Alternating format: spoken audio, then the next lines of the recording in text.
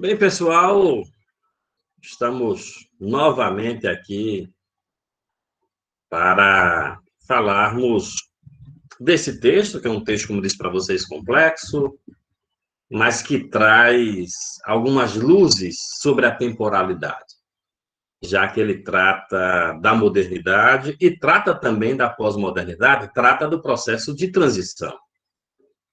Aula passada, eu apresentei para vocês o contexto,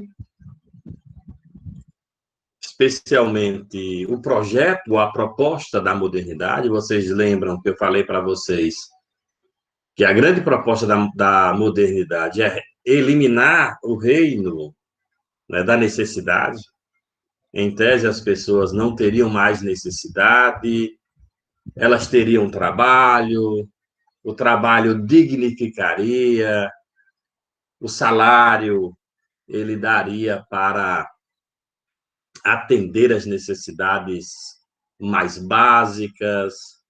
Tudo isso é o grande projeto da modernidade. Mas a ganância dos países capitalistas, dos poucos países que dominam a divisão internacional da produção, essa ganância pôs por terra ou, de certa forma, inviabilizou o projeto da modernidade.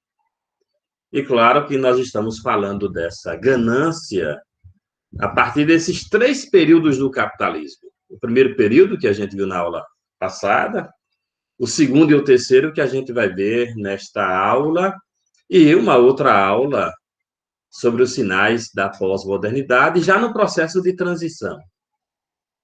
Eu lembro que o primeiro período, que é o século XIX, marca muito a força que tem o capital, o liberalismo econômico, a atrofia naquela relação que deveria ser harmônica e não vai ser, comunidade primeiro, Estado servindo a comunidade e mercado também servindo a comunidade, essa relação ou essa hierarquia, ela se inverte, então ela não é mais o que se pensou lá no século XVII, século XVIII, especialmente no século XVIII. E é claro que no primeiro período, muita coisa já começou a aparecer como não possível de ser realizável. Muita coisa. Quando os países começaram a se reunir, quando eles começaram a fazer alianças, quando eles começaram a dividir, não é, a produção e a venda entre eles, que o olho grande começou a crescer, e que quando eles começaram a dar sinais de que iriam brigar, de que iriam lutar, queriam colocar seus exércitos para defender o seu, e o seu é essa possibilidade de domínio mundial, numa política, como eu falei para vocês, imperialista, logo já se percebeu no século XIX que o projeto da modernidade ele não iria adiante. Como não foi no século XX. Como a gente viu, né, que o século XX vai ser esse século tão ruim, o autor até chama de século idiota. Mas nós vimos também, só para a gente não esquecer, que no século XIX surgem teorias para tentar salvar o projeto da modernidade. E as teorias que, de certa forma, no segundo período, elas se transformam em prática, são as teorias do socialismo. Tanto a teoria do socialismo científico, que também vai ser utilizada bastante no século XX por alguns países que tentaram fazer as suas transformações, como também o socialismo utópico. A diferença do utópico para o científico é que os pensadores do socialismo científico, eles apresentaram os caminhos para a transformação da sociedade. Caminhos que pouca gente conhece, porque a gente escuta muito, ouviu falar, né? Eu ouvi falar que era assim, só conhecendo a teoria para a gente saber o que é isso, o que é o marxismo, né?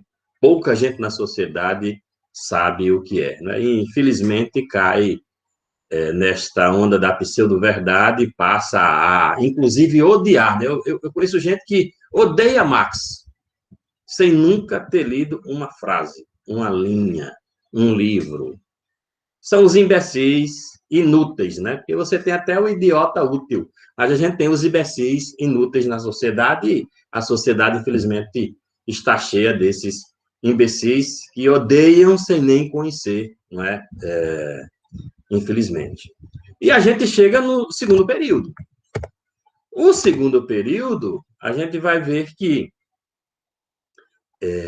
em função, especialmente, daquela teoria que eu falei nesse tanto para vocês, e que, de repente, começa a ser uma possibilidade para alguns países, claro que o modo operandi dos países capitalistas centrais não vai ser o mesmo. Ele precisa se modificar. Também, a tentativa de saldar um déficit. O déficit vai ser tão grande com a sociedade que esses países capitalistas centrais, eles vão tentar salvar esse déficit. Nós não podemos esquecer que vai ter uma Primeira Guerra Mundial, nós vamos ter a Revolução Russa, né? Ali dentro no período da guerra, 14, 17, né? 14 guerra, 17 revolução, 29 a gente tem aquela crise da superprodução, e anos depois, 10 anos depois de 29, nós vamos ter a eclosão da Segunda Guerra Mundial. E depois da Segunda Guerra Mundial, nós vamos ter ali na Europa uma divisão. É uma divisão tão extrema que é necessário, né, por incrível que pareça, construir um muro, né? Um muro para separar, digamos assim, os sistemas. E, como eu disse para vocês na aula passada, se o socialismo, a ideia do primeiro período, agora no segundo período, as revoluções que aconteceram apontando para colocar na prática a teoria. Se isso marca uma tentativa de salvar o projeto da modernidade, a queda do socialismo real, no terceiro período, ele representa o fim da modernidade. E, por enquanto, o triunfo do capitalismo. Isso é fato. Eu disse para vocês que o capitalismo ele tem esta capacidade de se reinventando. Né? E nessa reinvenção, ele vai ocupando os vazios, ele vai ocupando o espaço, mesmo estando em crise, porque nós vivemos uma crise do capitalismo desde o início do século XX. Só que você tem uma crise do capitalismo desde o início do século XX, mas não tem um outro sistema que possa servir de exemplo para que a população possa fazer opção. Né? No século XX não existe nenhum país que tenha um sistema que seja alternativa. Isso não tem. Nenhum país tem um sistema alternativo ao sistema capitalista. Então, o capitalismo segue em crise, produzindo as suas desigualdades, como a gente vê cada vez mais a sociedade desigual, mas também segue triunfante. É um grande paradoxo, né? Você tem um capitalismo triunfante em crise.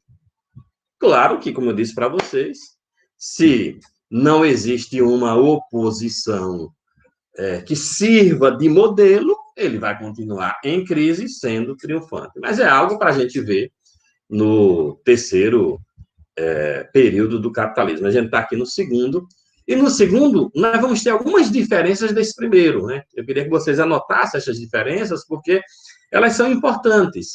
Você tem um primeiro com uma característica, um segundo também com características diferenciadas, e um terceiro que, basicamente, são essas as características que a gente está experimentando na prática. Então, Boaventura disse que o segundo período é verdadeiramente a idade positiva de Comte. Augusto Comte é o pai do positivismo. Ele, no século XIX, propõe, digamos assim, uma sociedade orientada pelos meios da técnica, pelos meios da ciência. O Comte vai dizer, inclusive, que não existe outro conhecimento que não seja o conhecimento científico. Conhecimento religioso, conhecimento metafísico, esses conhecimentos, eles não servem, digamos assim, ao cotidiano prático, pragmático da sociedade. Só o conhecimento científico, e o positivismo é, digamos assim, essa etapa superior do conhecimento científico. No segundo período, o Boaventura diz que ali já se sabe o que é possível e impossível de se realizar numa sociedade capitalista, em constante processo de expansão. Ou seja, igualdade não vai, acontecer. Mas políticas de acalmar as consciências que estão ali com fome, vai. Então, as pessoas não vão ter salário para poder comprar sua casa, por exemplo. Vão estar trabalhando, porque muita gente vai estar trabalhando, mas o salário mínimo não dá para comprar casa. Então, o que é que os governos capitalistas fazem? Eles promovem este programa de habitação popular, por exemplo. Isso são saídas e alternativas que o capitalismo ele vai encontrando, que os países capitalistas vão encontrando, para saldar o déficit histórico. Porque lembre-se que, se vai ter superação, vai ter falta de realização das promessas.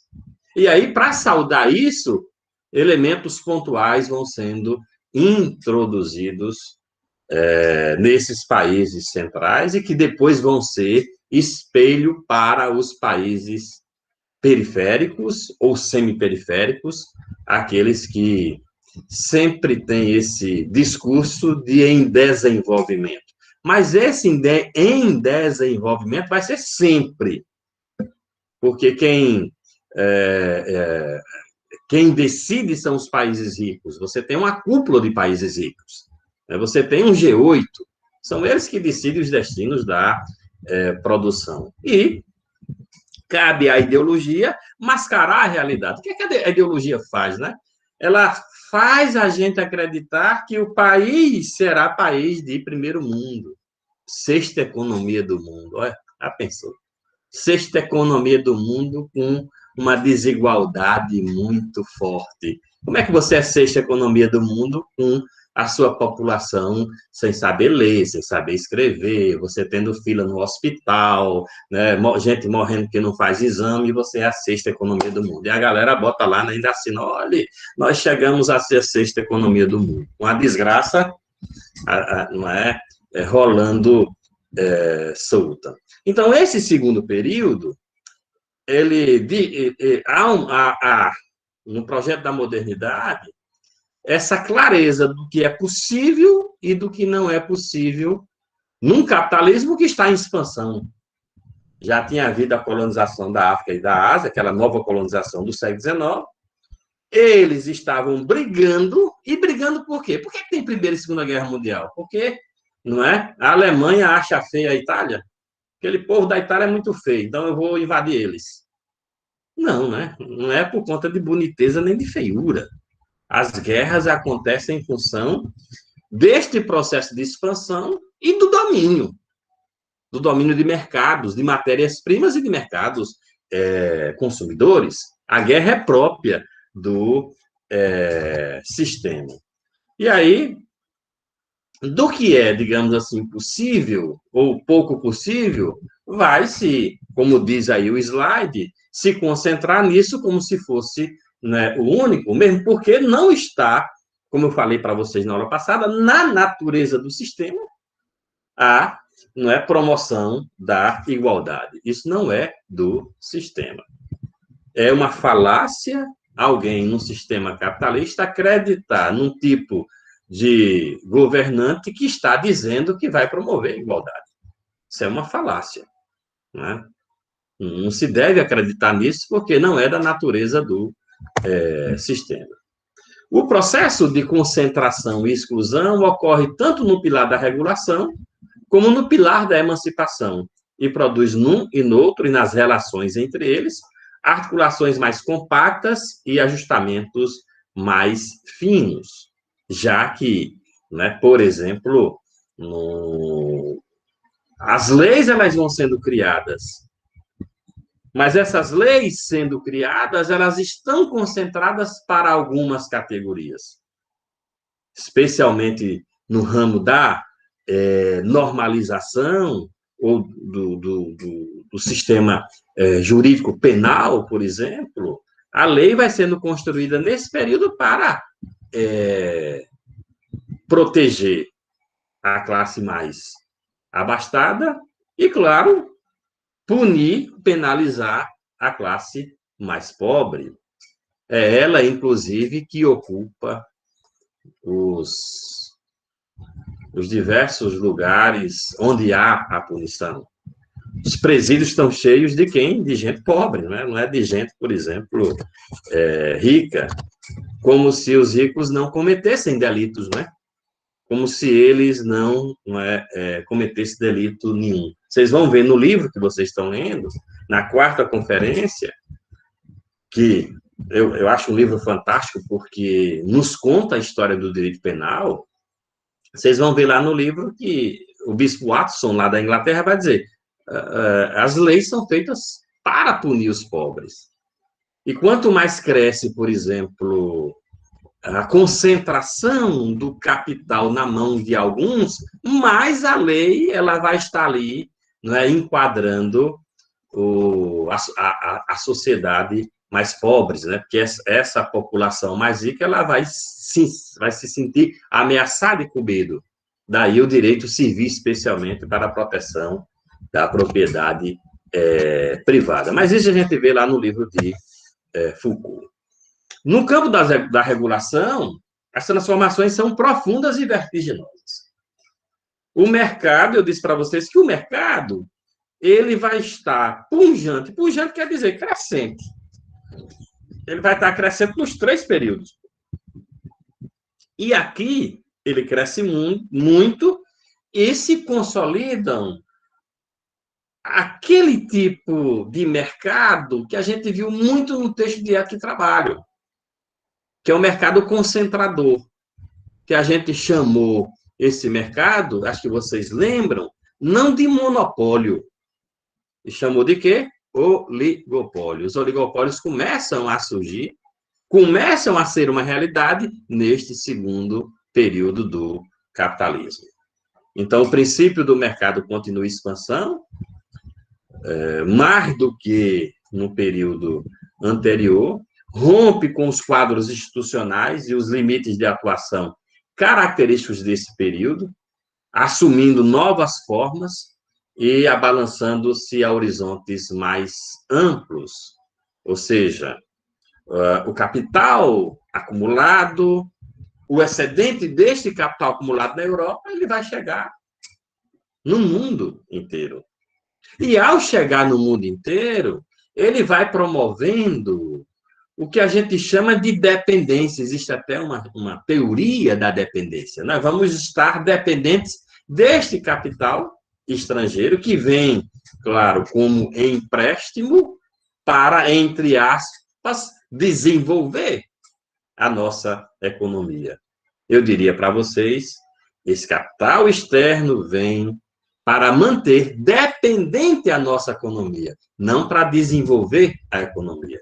Claro que há transformação, claro, não é que a economia deixa, por exemplo, a economia brasileira, ela deixa de ser apenas agrária, naquela primeira metade do século XX, ela começa a passar, industrializar alguns produtos, nós vamos ter produtos industrializados que são fabricados aqui, mas quando a gente percebe de quem são, por exemplo, as empresas, não são nossas. Então, você tem esse chamado desenvolvimento econômico dependente, não é? E tem o desenvolvimento, mas parte desse recurso ele não fica aqui. porque a propriedade desse recurso, ela é estrangeira, é desse capital excedente dos países centrais. Até a década de 50, até o sistema de gás, por exemplo, de energia a gás, era estrangeiro, o transporte, os bondes eram estrangeiros, e uma série de outras empresas que vão sendo empresas, né, estrangeiras. E aí que eu falei para vocês, está bem aqui, né? Na parte do texto, o capital industrial, financeiro e comercial concentra-se e centraliza-se. Ele torna-se um só. Proliferam-se os cartéis, e aí aparecem os oligopólios, aprofunda-se a ligação entre o sistema bancário e a indústria, cresce a separação entre a propriedade jurídica das empresas e o controle econômico de sua atuação, ela vai ficando aquela empresa que coloca as suas ações na bolsa de valores e que ela vai ser de vários donos, ela não vai ser mais limitada. A limitada você sabe que é o dono, a sociedade anônima você não sabe, né? Porque nós vamos ter ali vários acionistas, especialmente quando esses capitais se juntam, não é? Cada uma dessas empresas que se juntam, elas têm uma parte do bolo, uma fatia do bolo delas. Aprofunda-se a luta imperialista pelo controle dos mercados e das matérias-primas, as guerras, vocês viram isso, né? As economias de escala fazem aumentar o tamanho das unidades de produção, empresas multinacionais, gigantes, a gigante Volkswagen, né? A gigante Ford. Também aqui o uso da tecnologia, que não para, né? Ou seja, cada vez mais a tecnologia da comunicação e da informação vai modificando o aspecto deste tipo de economia produtiva. Isso está muito claro no texto de Ética de Trabalho.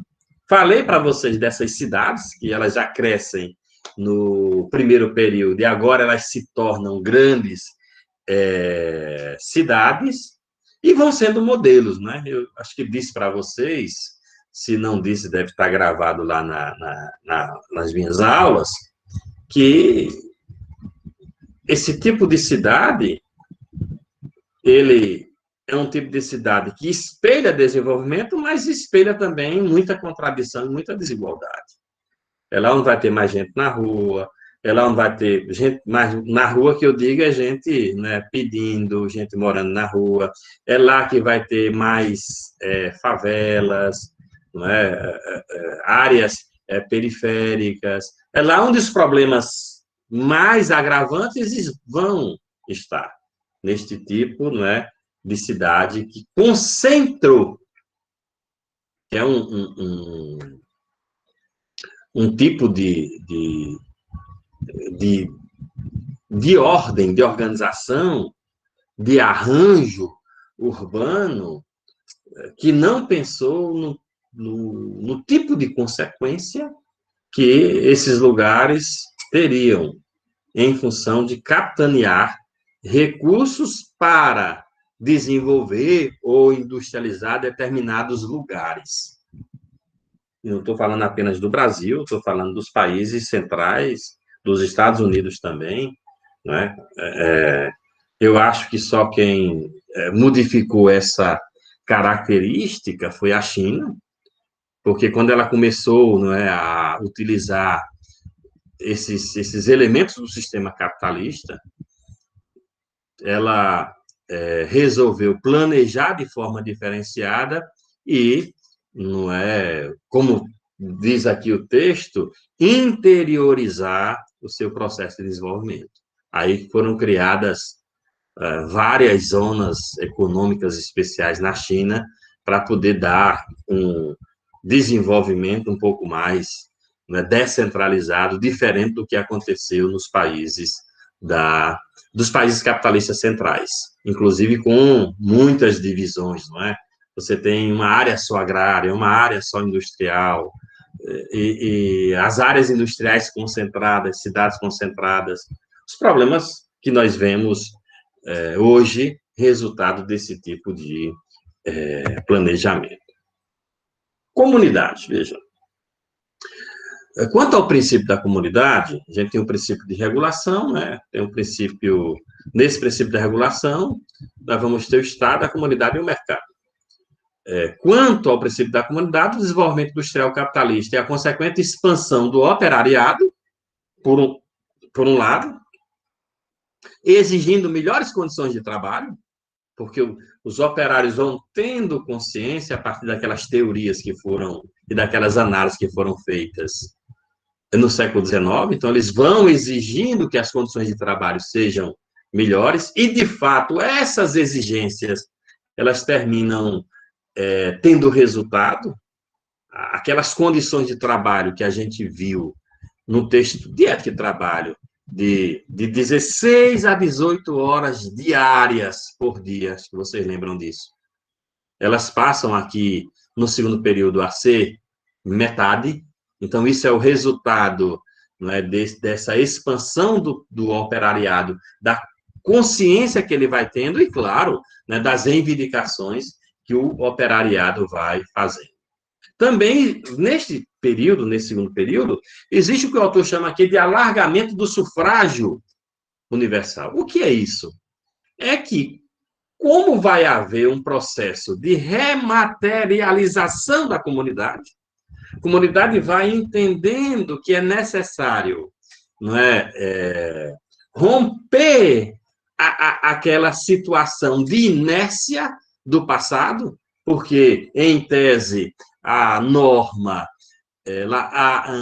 ela atende os anseios de uma participação maior da sociedade nos processos de decisão, logo, não vão surgir várias normas dentro da comunidade que exigem da comunidade que ela participe. E ela passa a escolher. Escolher desde as câmaras legislativas, porque isso é parte do sufrágio universal, da conquista do sufrágio universal, a escolher o síndico do prédio, por exemplo. É um processo de escolha. Isso está dentro do sufrágio universal. Escolhe-se o síndico, escolhe o presidente do sindicato, a diretoria, né?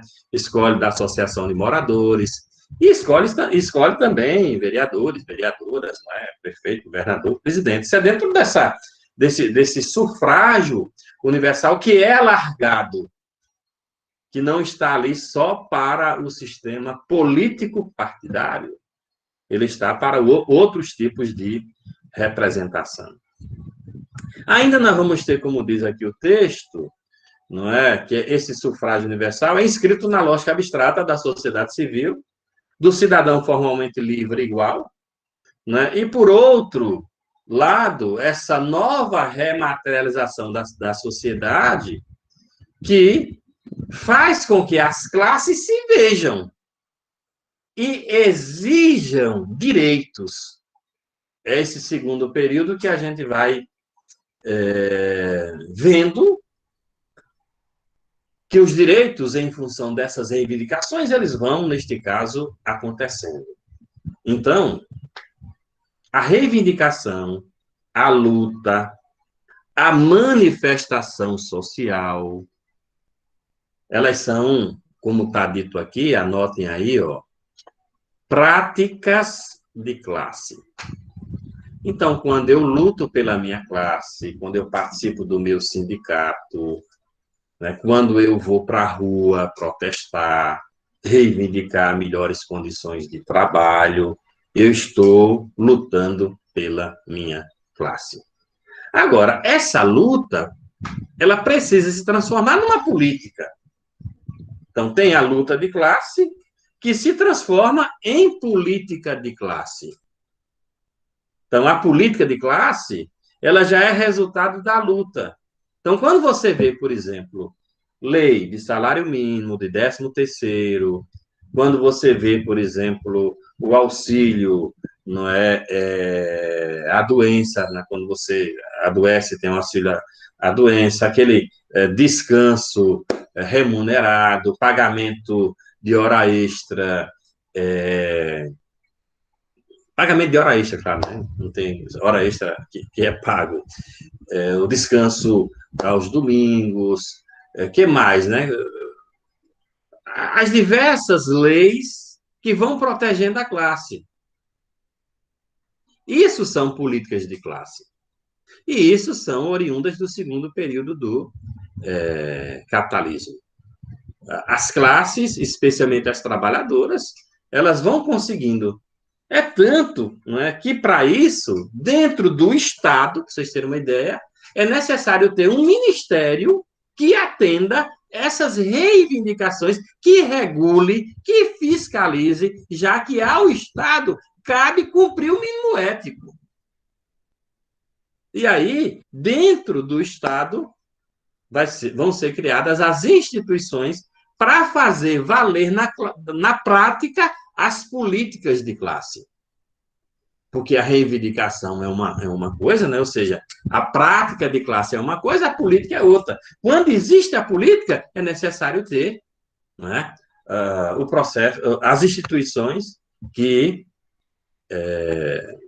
são responsáveis para que a política ela aconteça na prática. Aqui no Brasil, para vocês terem uma ideia, na década de 30, né, se cria o Ministério do Trabalho e da Educação e Trabalho. E logo depois é necessário criar um conjunto de leis ou uma norma específica para a política de classe. CLT, Consolidação das Leis Trabalhistas. Elas atendem a o que a gente chama aí de política de classe. Porque não é essa expansão do operariado e a consequente consciência que o operariado tem de classe vão fazendo com que as leis sociais elas vão ali, nesse caso, surgindo. E aí, claro, para isso, para que a classe trabalhadora tenha proteção, porque primeiro que o Estado não vai dar proteção, isso é toda e qualquer lei, especialmente para as classes mais pobres, ela é fruto da luta de classes, não é? Patrão também não dá esse benefício, né? Quanto mais, né, lucro ele tiver, é melhor para ele. Então, não vai estar ligando aqui, né, para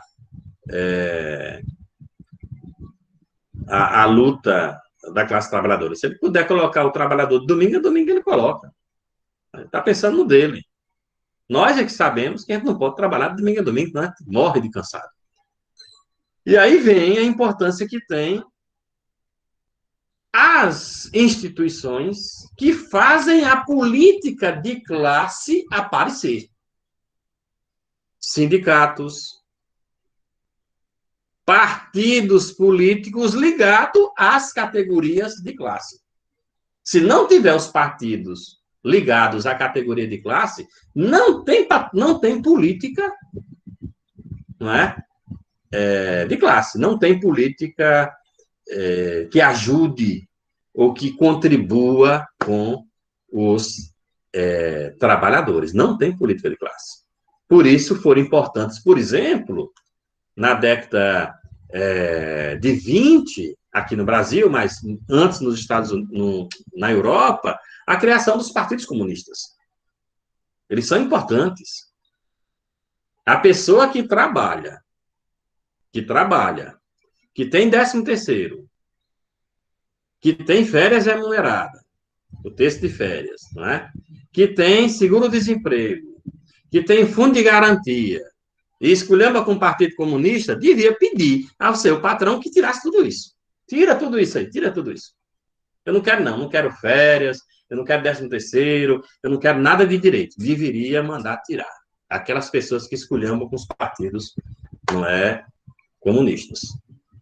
Ou os partidos que representam e que representaram no passado a classe dos trabalhadores. O que nós estamos vendo ao longo dos últimos anos aqui no Brasil é a diminuição, por exemplo, de representantes de trabalhadores um cenário nacional e local. O sistema empresarial e capital se fortaleceu e daqui já está acontecendo, né? Já está acontecendo. Vai ser só pau, meu irmão. Vai ser só pau na classe trabalhadora. Se esses caras puderem acabar com o 13º, com os 30 dias de férias, eles acabam no piscar de olhos, porque eles estão bem representados, não é, no sistema legislativo. Por quê? Quem é que a gente escolhe? A gente não escolhe a nossa classe. Não é? A gente escolhe a classe mais alta, porque é mais linda, é mais bonita, o candidato jogou mais dinheiro, não é? Apresentou uma campanha mais linda. A gente só escolhe quem não é da nossa classe, infelizmente. Mas no segundo período, houve essa consciência maior. E houve essa conquista. Não é? Até os patrões, eles tiveram que se reunir em sindicato. Se a galera acha ruim sindicato, e a maioria parece que tem uma raiva de sindicato, os patrões também têm sindicato. Por que os patrões têm sindicato? Porque a forma de negociar no segundo período foi a forma coletiva. Tanto os trabalhadores coletivamente tinham as suas instituições, como os patrões. Aí você tem patrões e trabalhadores negociando. Não é um patrão, é o sindicato dos patrões, como é o sindicato dos trabalhadores. Isso foi no segundo período muito fortemente. Muito fortemente aconteceu isso nos países capitalistas centrais. Está aí, né, como diz o slide, são os sindicatos e as associações patronais, a negociação coletiva, os partidos operários. Só que teve partido, nesta época, que usou o nome dos trabalhadores. Teve partido nessa época que usou o nome trabalhador, que usou o nome socialista, que usou o nome social, que usou. Teve partido. Lá na década de 30 e 40, na Europa, teve partido que usou esses nomes, infelizmente, né? Então, eles passaram a negociar e passaram, claro, a ter resultados. As leis de proteção às classes trabalhadoras, elas acontecem no segundo período do capitalismo. E claro que essas leis, quando elas vão protegendo os trabalhadores, quando elas vão dando direito aos trabalhadores, claro que quando o patrão não pode explorar o trabalhador, não pode tirar seu sangue, não pode fazer mais-valia, claro que o lucro dele diminui, que esse acúmulo diminui, e os patrões não vão gostar. Vocês vão ver o que acontece no terceiro período. Terceiro período, há todo um movimento de descredibilizar as representações dos trabalhadores, de criminalizar a política. Vocês acham que criminalizar a política por quê? Só por conta de corrupção? Não. É todo um projeto maior de favorecimento ao, não é, acúmulo, como a gente está vendo ultimamente, que você tem uma baixa na representação dos trabalhadores, isso é no mundo inteiro, não estou falando só do Brasil.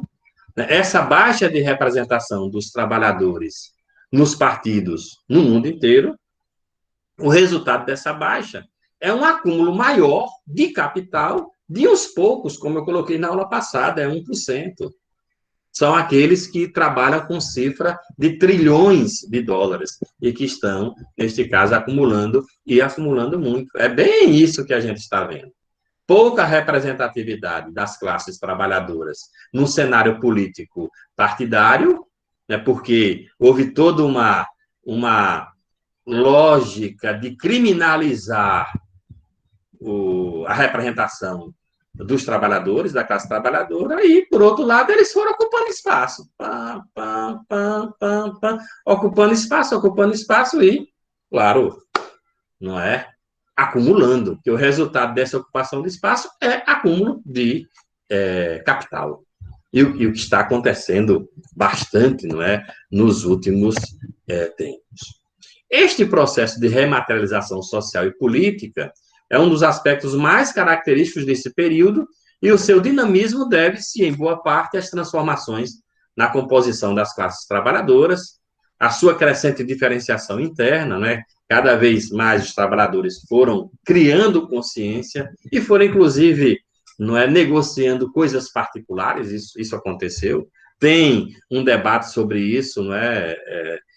No terceiro período do capitalismo, essa diferenciação das classes trabalhadoras, apontando para direitos particulares, isso enfraqueceu, em parte, a unidade, né, dos trabalhadores. E aí, como diz aí, né, no slide aqui, deve-se, em boa parte, as transformações na composição das classes trabalhadoras, a sua crescente diferenciação interna, a mudança constante dos setores produtivos privilegiados pela lógica da acumulação do capital, a importância progressiva do setor de serviços e a consequente ampliação e fortalecimento social e político das classes médias. Porque as classes médias trabalhadoras, elas passaram a se fortalecer e passaram a se representar. O problema é porque tem, como eu disse para vocês, tem gente da classe média que acha que é da classe alta, que acha que é rico. E aí, quando essa pessoa da classe média, que acha que é rico, consegue representação política, o que é que ela faz lá em cima? Ela não olha para a sua classe, ela aponta para a classe rica, porque ela acha que ela é rica. Aí ela termina apoiando o quê? As leis que terminam, como consequência, atingindo a sua categoria, que é, por exemplo, a classe média, que é trabalhadora. A classe média que paga imposto. Quem é que paga imposto? Quem é que paga imposto? Nós que pagamos o IPTU, nós que pagamos o IPVA, não é? Nós que pagamos todos os impostos, né? Porque eu sou da classe média. Eu não tenho jato. Eu não tenho lancha. Não é? Jato e lancha não pagam imposto. Eu não consigo, não é? Ter capacidade de ter contas em paraísos fiscais, né? Que se livram, né? Essas contas livram o sujeito ou a sujeita de ser taxada.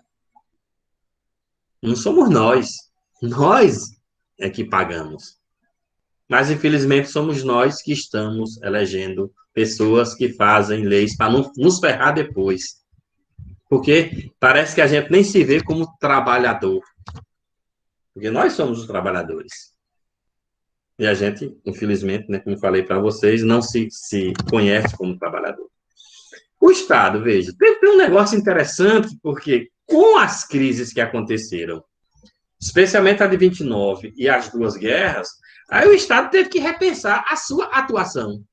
Teve que modificar. Vocês lembram que no primeiro período, o Estado dizia o seguinte, olha, a economia está livre. É o liberalismo. E acho que em outra aula eu disse para vocês que eu nunca vi um país não é ser liberal 100%. Nunca vi.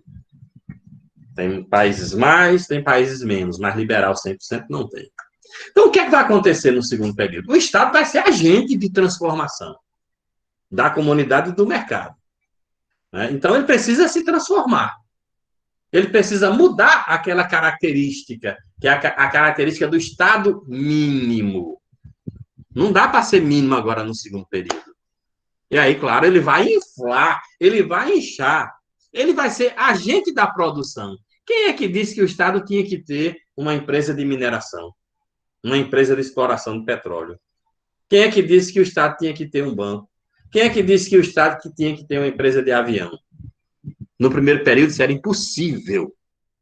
No segundo período, o Estado será agente da produção.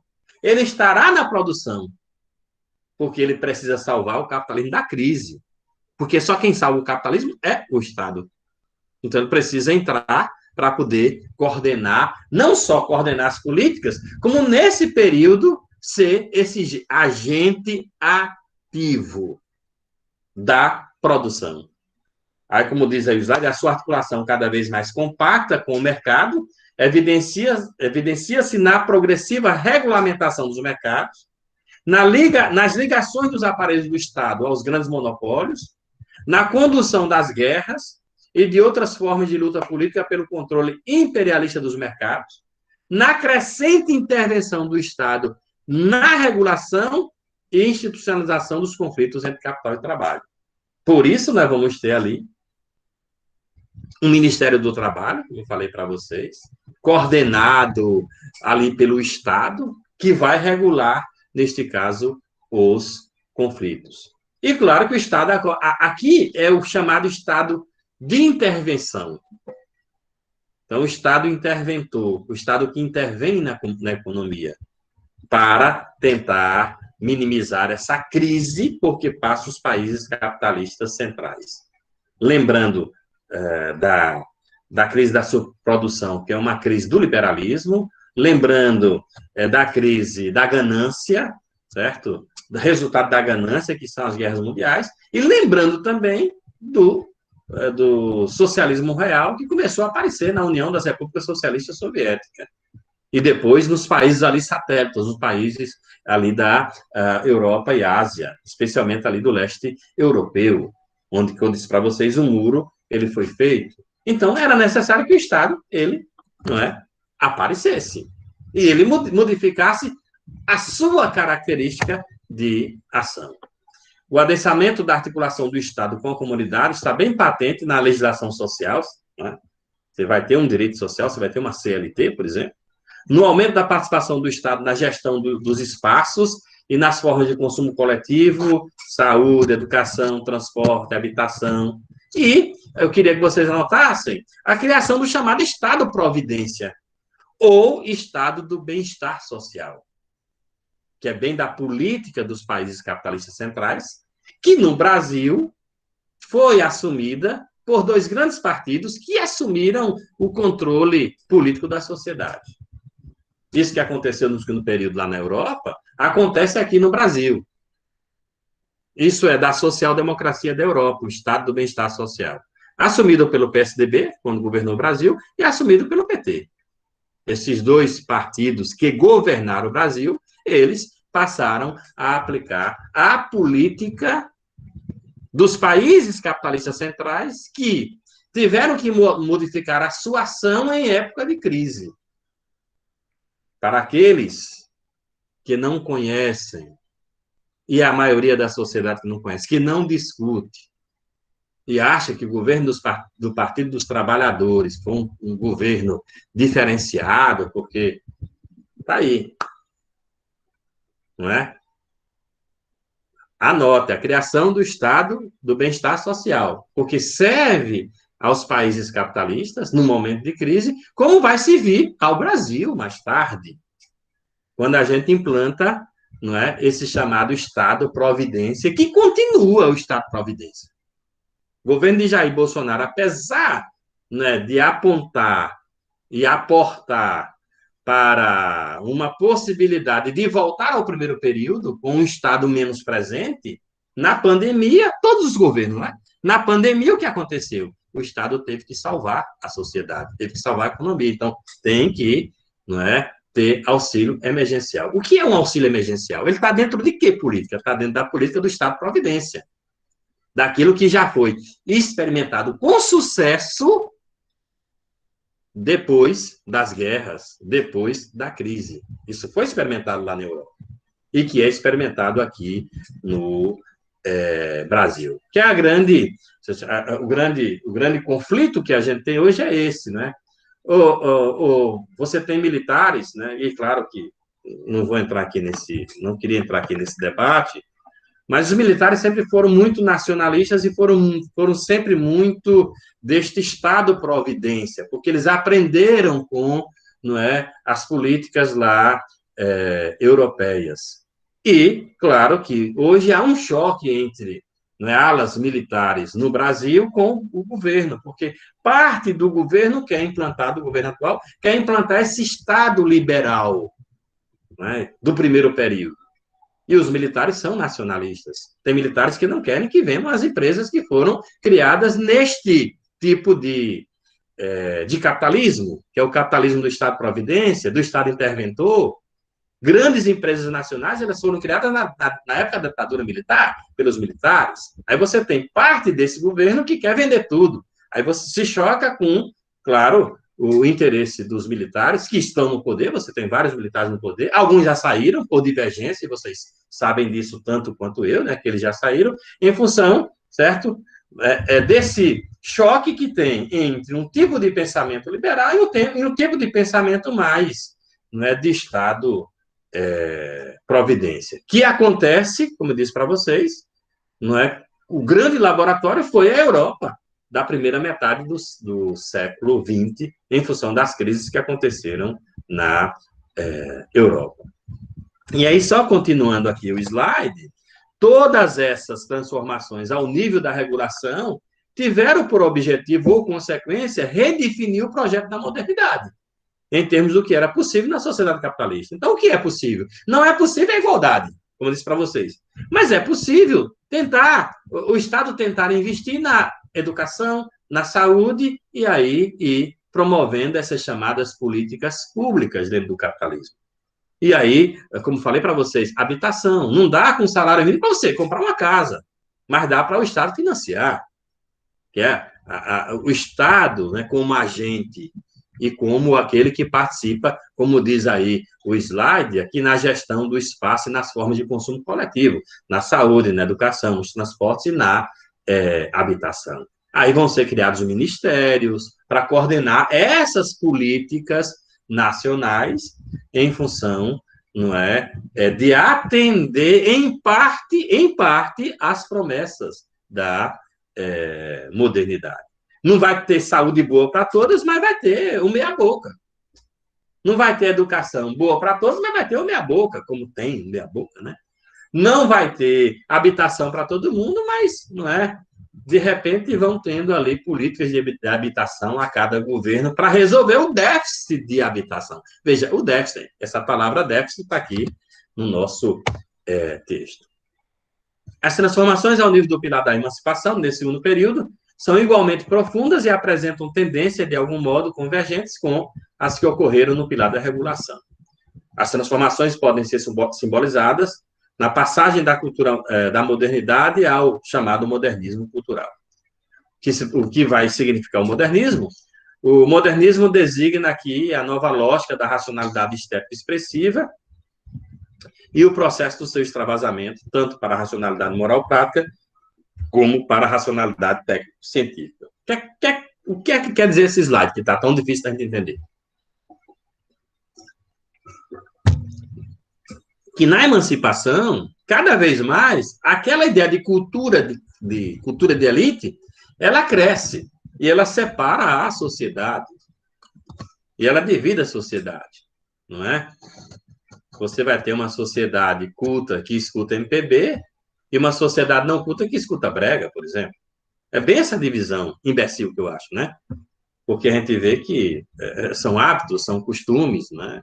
Não dá para você ficar criticando o outro que o negócio é tomar uma cachaça escutando uma música brega, mesmo que não tenha levado chifre, né? Quantas vezes quando eu tinha saúde aqui nas costas, não é? na minha coluna, eu não passava aqui o pano na casa no sábado ouvindo música brega e tomando cachaça, nem por isso eu estava levando chifre, nem corneado, não é?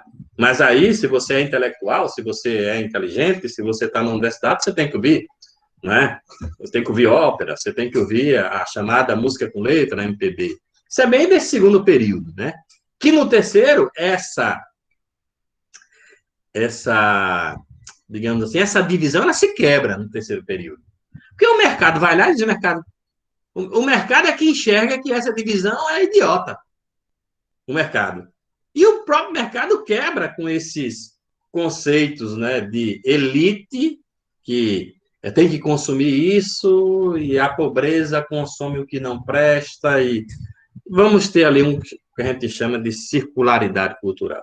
Tem outra coisa aí nesse slide, que é a racionalidade que o autor diz aí, extrapola, ele usa a palavra extrapola não, ele usa a palavra extravasa, não extrapola. Que basicamente é a mesma coisa, não é?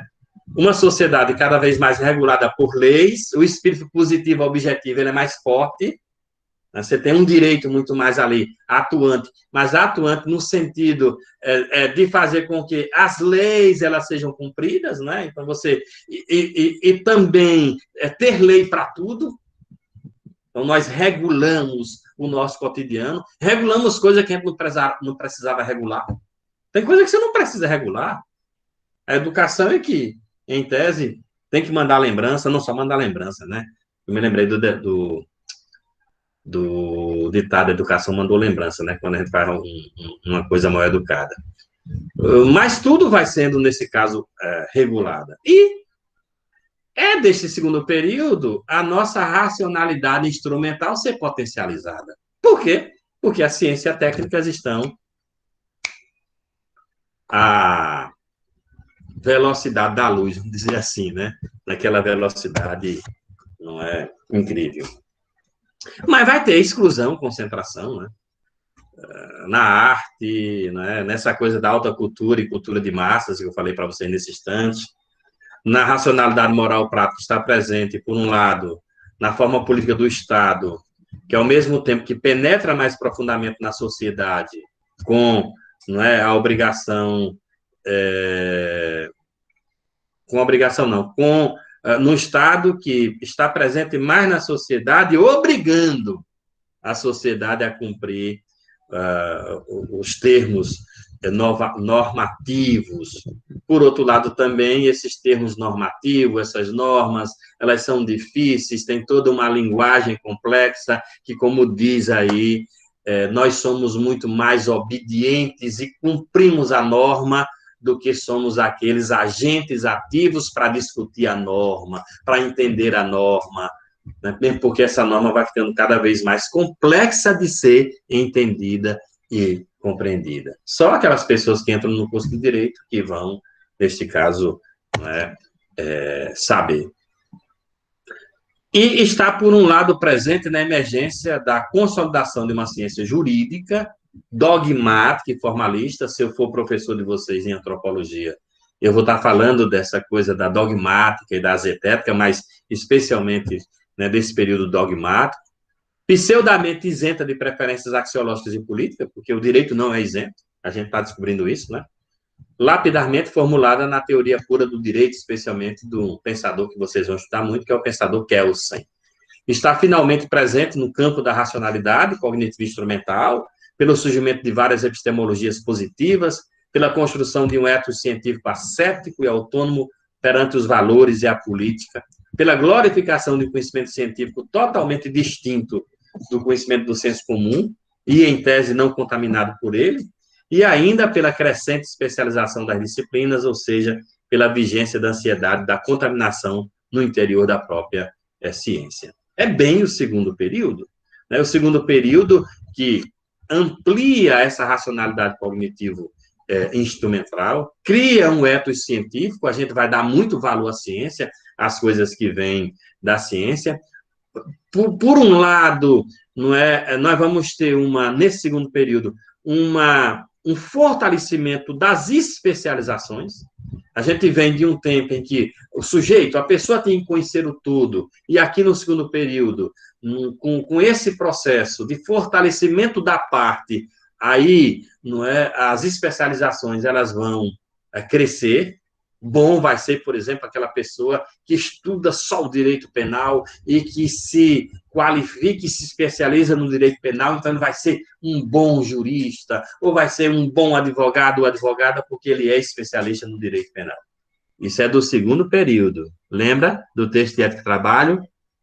Essa coisa da especialização diz para vocês que não vale mais. Mas no segundo período, certo, tem essa ideia, né, de que quanto mais especialista você é, mais chance você tem. Isso ainda no segundo período. Portanto, o projeto da modernidade cumpre assim em excesso, porque tudo o que cumpre excede todas as expectativas. Basta ver o fulgurante avanço do conhecimento científico. Eu disse para vocês na hora passada que a gente faz miséria, não é? Nesse mesmo texto, eu vou deixar um vídeo na plataforma ainda hoje, que vocês vão ver que já estão pensando em o homem que gosta de fazer sexo com robô, que está acontecendo muito, tem gente até casando com robô, ele pode engravidar a robô. O robô não, né? A robô. Então, o homem faz miséria, já pensou? Primeiro, você constrói um robô, como vocês vão ver, que vai gemer na hora do sexo, vai suar na hora do sexo, vai fazer os movimentos. E depois já estão estudando em engravidar o robô. Isso é o excesso. Excesso da. Isso ia dizer um palavrão aqui, não vou dizer, mas é o excesso. Né? Que desse mundo, né, que eu chamei aqui de velocidade da luz, né, da tecnologia. E, claro, da mesma forma que estão fazendo isso, que estão pesquisando isso, a gente ainda tem pessoa passando fome. Que é a grande contradição, né? Ou seja, a ciência está ali, tem pesquisa na ciência que está construindo boneco sexual para suar, para gemer na hora do sexo, e ao mesmo tempo tem gente ali ao mesmo lado com fome. É um pouco o que diz aqui, né? Em tudo, diz, né? O projeto da modernidade cumpre-se assim em excesso, porque em tudo que cumpre excede todas as expectativas. Basta ver o fulgurante avanço do conhecimento científico. E em tudo que não cumpre, é suficientemente convincente para negar que haja algo a cumprir. Né? Ou seja, é isso mesmo, né? Sempre existiu pobre na humanidade, sempre existiu doença, e é isso mesmo. Veja, o terceiro período. O terceiro período começa na Europa nos anos 60. Para a gente, só nos anos 90. Eu disse para vocês que há essa diferença. É um período difícil de analisar, porque não é, o que é hoje já não é mais amanhã. O terceiro período é o período já da pós-modernidade. As coisas que acontecem hoje, amanhã já não servem mais, né? É só a gente ver o que a gente postou sábado sobre a eleição, né? Segunda-feira, já não vale mais, você já tem que apagar porque já ficou velho. Né? Aliás, de domingo, né? Que a gente postou domingo de manhã, né? Segunda de manhã já não valia mais. Então, é muito rápida. É a sociedade da rapidez, mas também da já não vou dizer essa palavra. Vou dizer da efemeridade, né? Do efêmero. Sociedade volátil, pronto. Essa palavra que eu quero falar. Então, nele, há uma dicotomia entre os pilares da regulação e da emancipação. Vai estar muito mais claro essa dicotomia. No campo da regulação, as transformações têm sido profundas e vertiginosas, ou pelo menos assim surgem, dada um curto espaço de tempo em que ocorreram, por conta da velocidade. O princípio do mercado adquiriu pujança sem precedentes, extravasou o econômico, colonizou o Estado e colonizou a comunidade. Ou seja, a gente depende agora do mercado para tudo. Tanto o Estado que está lá inflado de tecnocracia e de políticas para o mercado, como a nossa comunidade. E, de novo, volta essa ideia de que o Estado não presta para ser agente ativo, então vende-se tudo do Estado, porque o negócio é a iniciativa privada. É ela que tem que dar conta. Mesmo que tenha apagão. Não é? Mesmo que tenha apagão. Tá aí o Amapá. Ontem de noite apagou tudo. Então, tá lá, acho que tem mais de 10 dias. Eu até botei lá um card nas minhas redes sociais dizendo, a gente tá aqui brigando e se interessando e postando sobre a eleição dos Estados Unidos no Inferno da Pedra e os nossos irmãos lá do Amapá precisando da nossa solidariedade. E a gente preocupado lá com Trump e Biden, né? E a gente lascado aqui. Até fiz essa reflexão. Então, o crédito neoliberal voltou e voltou fortemente. Ele atingiu fortemente os países, não é? Claro que já está sendo reavaliado. Aqui na América Latina, vocês viram o que aconteceu no Chile, a população não aguentou o Estado sair da proteção e a população foi para cima. Ela foi para cima. Foi para um ano de cacete. Do ano passado até esse ano. Até que eles conseguiram, não é? Aprovar a mudança da Constituição. Porque fizeram a mudança no Chile que tudo paga. Tudo paga. Ensino superior não tinha um de graça. Ensino superior. A galera queria desenvolver a sociedade, uma sociedade pobre, aí aprovou uma proposta de todo o ensino superior ser pago. Ora, eu venho aqui do ensino básico. Eu não tenho dinheiro para pagar o ensino superior, então eu paro ali. Claro que a economia ia sofrer esse revés no futuro, porque iria impedir que pessoas pudessem criar, pudessem ter mais qualidade e qualificação. Claro que isso ia acontecer. Porque não dá para você dizer que o Estado não protege se você não resolve os problemas básicos da sociedade. Eu não resolvi os problemas da sociedade, aí eu quero tirar o Estado da proteção da sociedade. Que loucura! O Chile aconteceu isso. Eu tive no Chile 2000 e agora foi 2019 eu tive no Chile. E quando eu vou para esse lugar, eu vou para a feira, que eu gosto de ir para a feira. É um lugar que eu chego e digo logo para minha mulher, não, a gente tem que ir na feira, no mercado.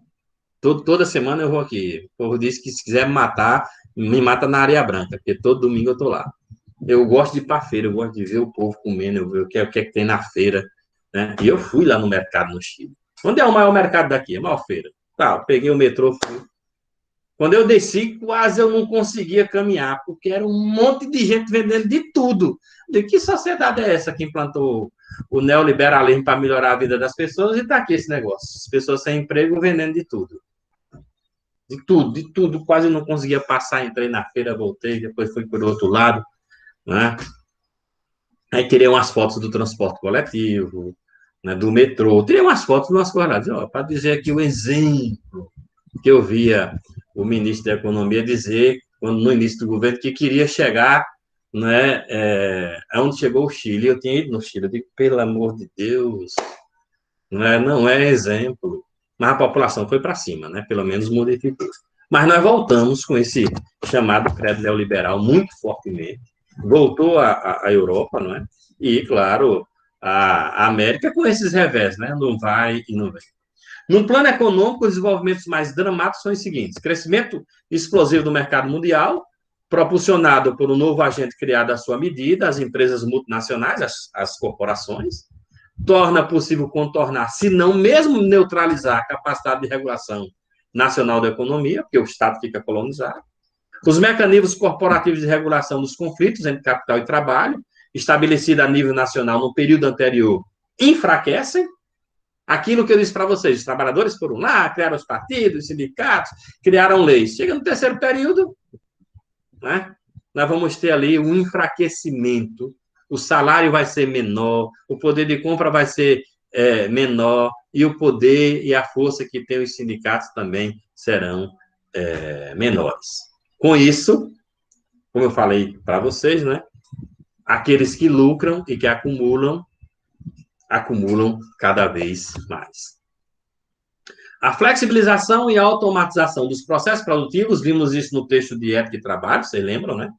Combinadas com embaratecimento dos transportes, permitem a industrialização dependente do terceiro mundo, está aí, não é? Nossa industrialização dependente da China, se a pandemia mostrou, né, que teve muita coisa aqui nos produtos eletrônicos. Vai comprar um notebook? Não é? Porque nós estamos dependentes aí de cada vez mais desses produtos internacionais, né? Então, permite a industrialização dependente do terceiro mundo, destrói a configuração espacial do aparelho produtivo nos países centrais, com a descaracterização das regiões, a emergência de novos dinamismos locais, a Europa teve que modificar esse dinamismo, né? Ruralização da indústria, desindustrialização, subcontratação internacional. Eu estou aqui com notebook, estou aqui com celular colhendo a minha imagem. Então, nós temos o que o autor coloca, né, é que os produtos cada vez mais são montados a partir dessa subcontratação. Né? Com certeza, o cabo é de um lugar, a película de vidro do outro, o software é do outro, né? E aí cada país produz uma coisa e tem um país que monta. Pode ser até que a gente monte, né? A gente teve a Zona Franca de Manaus, que era experta na montagem desses produtos, e ainda né, na montagem desses produtos. A expansão extensiva do mercado corre paralela à sua expansão intensiva, com a crescente diferenciação dos produtos de consumo, um certo abandono da grande produção em massa, com o objetivo de promover a particularização dos gostos e o aumento das escolhas, né? Está aí cada vez mais classe A, B, C, D e E, produtos para classe A, B, C, D e E, né? E, finalmente, a mercadorização e a digitalização da informação. Está aí o PIX, né? Cada vez mais abrindo, como diz, perspectivas quase infinitas à reprodução alargada do capital. O princípio da comunidade atravessa transformações paralelas, vai haver uma nova rematerialização da comunidade, obtida no período anterior através do fortalecimento das práticas de classe. Neste período, parece enfraquecer de novo, pelo menos na forma que adquirida anteriormente. As classes trabalhadoras continuam a diferenciar-se internamente em estratos e fações cada vez mais distintas, tanto em termos de sua base material como sua lógica de vida. Cada vez mais a gente é um separado do outro. Essa coisa da especialização é um dos motivos, né, desta diferenciação e também do enfraquecimento. A gente não se vê como classe trabalhadora. Às vezes você tem uns trabalhadores na rua fazendo manifestação e os outros reclamando porque tem alguém fazendo manifestação. Os outros trabalhadores, né, reclamando porque tem alguém fazendo manifestação. Então, a gente não se vê como classe. E a gente, infelizmente, não vai ganhar como o todo, né? A classe dos serviços atinge proporções sem precedentes, tudo a gente depende agora, né? Até o entregador de comida que vem na nossa porta. As organizações operárias deixam de poder contar com a lealdade garantida dos seus membros, os sindicatos diminuem a quantidade de pessoas que estão filiadas. Ao perder a quantidade de pessoas, elas também perdem a força que tem no processo de negociação. E aí, claro, não é aumento de salário de jeito nenhum, né? Ou quando aumenta é só para corrigir a inflação sem ganho nenhum no aumento de salário. As práticas de classe deixam de se traduzir em políticas de classe. E os partidos de esquerda atenuam seu discurso, fazem negociatas, entram nesses jogos, alguns se descredibilizam, como alguns estão descredibilizados, outros nem tantos, né? Porque você tem partido de esquerda que não tem nenhuma notícia de corrupção, não tem. Tem partido de esquerda que tem, e tem partido de esquerda que não tem. Mas como você tem uma criminalização geral da esquerda, então, né, aquele partido ali não presta, né, porque ele rouba, sem o partido nunca ter roubado.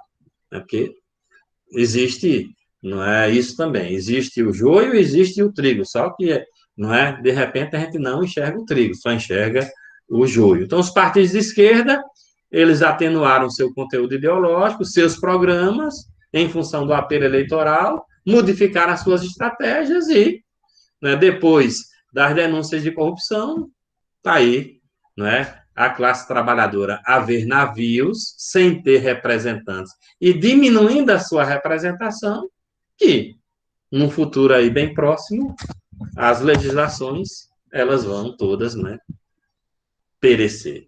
Em paralelo, com uma certa descentração das práticas de classe e das políticas de distribuição de recursos, em que se tinham cristalizado o exemplo máximo é o Estado de Providência, que eu falei para vocês, surgem novas práticas de mobilização social, novos movimentos sociais orientadas para reivindicações que muitas vezes não atendem essas necessidades básicas de todo mundo. Então, você tem muito movimento sobre ecologia, é só você pegar como o nome daquela menina, Greta alguma coisa, né? Ela mobiliza muita gente, né? Paz, antinuclear, dinheiro para a gente se mobilizar para salvar a aranha azul, porque a aranha azul ela vai ficar extinta. Aí você tem um monte de gente que vai ali, né, reivindicar, né, a proteção da arara azul. Não estou dizendo que não tem que proteger a arara azul, o mico-leão dourado, acho que tem que proteger. Mas, de repente, essas mobilizações, elas crescem, e como cresceram, são novas práticas de mobilização social, e que, no fundo, não resultam em conquista para o geral da sociedade. Porque o geral da sociedade é o atendimento das necessidades básicas. É o saneamento que falta, é a educação, é a saúde, é o salário que precisa ser melhorado. São essas grandes, digamos assim, reivindicações. A moradia. Não estou dizendo que essas outras não são. Mas você pega 1º de maio, não vou fazer uma crítica não, viu, gente? Pelo amor de Deus, porque pode ser que eu leve pau de vocês agora e de quem vai ouvir, mas não é crítica, por favor, não é crítica, certo? E nem é, não é porque daqui a pouco vão dizer que o que eu vou falar é homofobia. Não é, pelo amor de Deus. Você pega o 1º de maio, que é o dia da gente lembrar que a classe trabalhadora existe e reivindicar. E você pega a parada da diversidade. Veja quantas pessoas tem na rua. Pegue o dia do galo da madrugada e pegue o 1º de maio e veja quantas pessoas tem na rua. Não estou dizendo que não é legítima a parada da diversidade. É, inclusive, em função desses novos apelos, muita legislação surgiu. Mas, não é?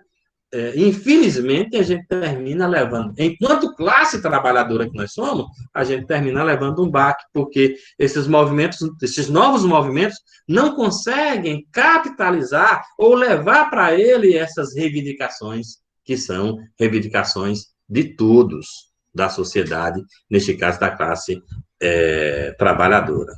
E aí, como diz aqui o slide, né, ao mesmo tempo, a descoberta feita nos 2 períodos anteriores de que o capitalismo produz classe, é agora complementada pela descoberta que também produz a diferença sexual, racial, daí os movimentos sexistas, o movimento feminista, também racismo, o movimento contra o racismo, movimentos anti-racista. O Estado parece ter perdido, em parte, a sua capacidade e a sua vontade política para continuar a regular as esferas da produção, daí privatização, desregulação da economia, e também da produção social. Nós vamos ter retração das políticas sociais. E vai ter uma crise do Estado-Providência. Claro que essa crise do Estado-Providência, ela, para nós, foi testada agora com a pandemia, em todo mundo. Aí você teve o teste do Estado liberal. Porque não tem como o Estado liberal atender às necessidades da sociedade no momento de pandemia. Então, o Estado-Providência vem para atender. Foi o grande teste. A transnacionalização da economia, né, e o capital político que ela transporta, transforma o Estado numa unidade de análise relativamente obsoleta, não só nos países periféricos e semiperiféricos, como quase sempre sucedeu, mas também crescentemente nos países centrais, lá na Europa. Essa fraqueza externa do Estado no entanto, compensada pelo aumento do autoritarismo do Estado, que é produzido em parte pela própria congestão institucional da burocracia do Estado, e em parte, né, e um tanto, paradoxalmente, pelas próprias políticas do Estado, no sentido de devolver à sociedade civil as competências e funções que assumiu no 2º período, e que agora parece que já não mais é competência do Estado. Então, tome sociedade civil, civil. O modo dominante de assegurar material e institucionalmente o aumento das escolhas faz com que, paralelamente ao aumento das escolhas, se assista à diminuição de capacidade de escolher, né? Porque parece que, né, a gente está perdendo a consciência, e aí essa capacidade de escolher a gente não está tendo, apesar do, aparentemente, o aumento de escolhas. A criação de uma dada escolha cria a impossibilidade de escolher a não ter no momento seguinte. Por outro lado, ao fim dos monopólios de interpretação da família, da igreja e do Estado, levado a cabo com êxito pelo paradigma da modernidade, não parece seguir-se a autonomia de interpretação, mas antes, infelizmente, a renúncia à interpretação. E quando a gente renuncia à interpretação, a gente acredita em fake news. Por isso que o fake news faz muito sucesso. É porque a gente renuncia à interpretação. Porque a gente está preguiçoso e preguiçosa na hora de checar se a notícia é verdade. É mais fácil a gente criminalizar, esculhambar ou repassar. Não é bem essa palavra repassar, como é? Encaminhar, né? Mensagem encaminhada. É mais fácil encaminhar. As sociedades capitalistas avançadas parecem bloqueadas, condenadas a viver do excesso racional do cumprimento do projeto da modernidade. E a racionalizar num processo de esquecimento ou de autoflagelação, déficit vital das promessas incumpridas. Este excesso e este déficit estão bem presentes no modo como hoje se nos apresenta o pilar da emancipação. Ao contrário do período anterior, em que se tentou uma contabilidade apaziguadora entre excesso e déficit, nesse período vive-se com igual intensidade uns e outros. Já mostrei para vocês aqui o acúmulo de determinadas pessoas, isso é excesso, e a desigualdade social para muitas outras pessoas. O autor lembra que maio de 68 é bem símbolo disso, ao mostrar pela primeira vez que a riqueza das sociedades capitalistas avançadas constitui uma base frágil de legitimação. A contenção do movimento estudantil simboliza o princípio de um processo de esgotamento histórico dos princípios de emancipação moderna, o qual vem a culminar no final da década de 80, com uma crise global da ideia de revolução social e com a total preponderância da filosofia e das políticas neoliberais, especialmente depois do fim do chamado socialismo real. O compromisso industrial militar do desenvolvimento científico e tecnológico e os perigos da proliferação nuclear e da catástrofe ecológica daí resultantes são sintomas bastante, são sintomas bastante do cumprimento excessivo e, portanto, irracional da racionalidade instrumental da modernidade. A hegemonia dessa racionalidade irracional significa, simultaneamente, o seu esgotamento na medida em que, combinadas com as receitas neoliberais, se transforma numa lógica de dominação e de regulação a nível mundial. Esses são os nossos grandes temores, né?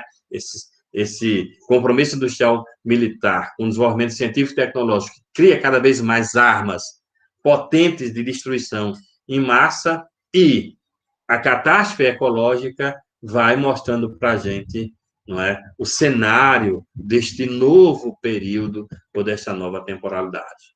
A modernização científico-tecnológica e neoliberal alastra hoje, paradoxalmente, na mesma medida em que se alastra a sua crise, certificada por aquilo que parecem ser as suas consequências inevitáveis. Já mostrei isso para vocês. Agravamento da injustiça social, através do crescimento imparável e recíproco da concentração de riqueza e da exclusão social, tanto a nível nacional como a nível mundial. Devastação ecológica e, com ela, a destruição da qualidade e mesmo da sustentabilidade da vida no planeta. O inconformismo perante essas consequências, combinado com uma crítica aprofundada da epistemologia da ciência moderna, está hoje a contribuir para a emergência de um novo paradigma. E esse novo paradigma é o paradigma da pós-modernidade. Para terminar, não é? Ao nível da racionalidade moral prática, os dilemas do terceiro período são fundamentalmente 4. Em primeiro, os valores da modernidade, tais como autonomia e subjetividade, estão cada vez mais divorciados, tanto das práticas políticas como do nosso cotidiano, apesar de aparecerem estar ao nosso alcance infinitas escolhas. Em segundo lugar, a regulamentação jurídica da vida social alimenta-se de si própria, uma regulamentação dando sempre origem a outra, lei em cima de lei, né? E ao mesmo tempo que o cidadão esmagado por um conhecimento jurídico especializado e hermético e pela sobrejuridificação de sua vida, é levado a dispensar o bom senso ou o senso comum com que a burguesia do século XVIII demonstrou à aristocracia que também sabia pensar. Em terceiro lugar, a modernidade confinou-se numa ética individualista, uma microética liberal, que nos impede de pedir ou sequer pensar responsabilidade sobre acontecimentos globais, como catástrofe nuclear, ecológica, em que todos, mas ninguém, individualizadamente, parece poder ser responsabilidade. Mas também, como diz o autor, há sinais de futuro, começa a emergir um novo justnaturalismo, assente numa nova concepção dos direitos humanos, dos direitos dos povos, do direito à autodeterminação e num caminho para a solidariedade simultaneamente concreta e planetária. É isso que o autor aponta, apesar de todo esse quadro dramático que a gente está vivendo no terceiro período. E claro que o autor ele não é pessimista quanto à realidade futura.